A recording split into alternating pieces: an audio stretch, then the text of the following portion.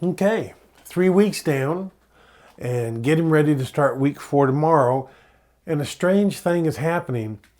As I look more closely, I can see that this is somewhat the inevitable evolution of this journey and not unique to me. I would label it as a saturation of caring. It's the point where nothing unique is happening with me, and family and friends have reached a point of maximal compassion and caring.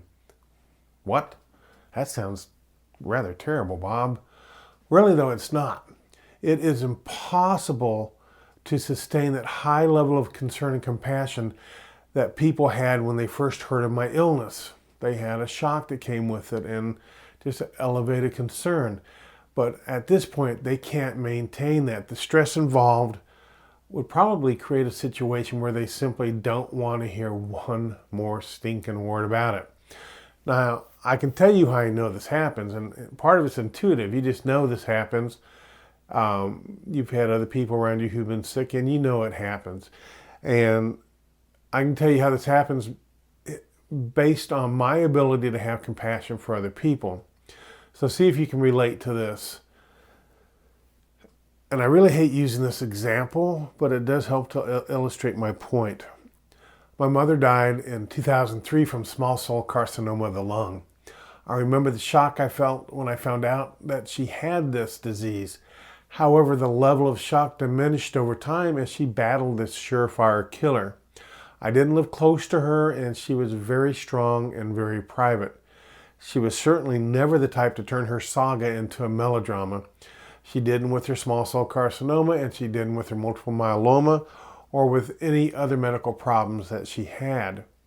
I found I had reached my saturation point. It didn't mean that I was not ultimately concerned about her. It was just that there were no triggers to make me ratchet up that concern, at least not until the end of her disease progression. So does that make any sense to you? I wanted to explain that because week 3 seems so blah.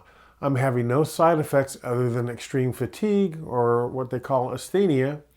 I saw both my oncologist, my radiation oncologist last week, and they're very pleased with my progression and the lack of bad side effects. My oncologist does seem to think I should expect some skin breakdown in the tender areas of my behind starting in week 4, and I really hope to disappoint her on that.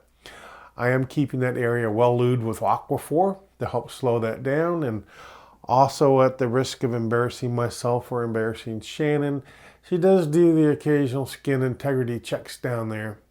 She thinks everything's looking fine, medically speaking. So anyway, to get to the point, I want to make these intervening videos short so that you might watch them all the way through and they may not drive you into boredom banning my channel.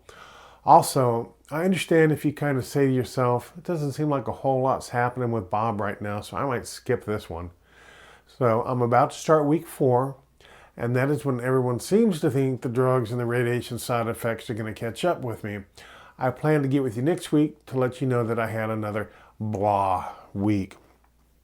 Before I go, and this is great news, instead of getting up 7 or 8 times a night, this is great news to me, to sit on the toilet and to try to relieve pressure, I am maybe getting up twice to urinate and once to, or maybe not, to relieve pressure. So maybe once or not at all to relieve that pressure.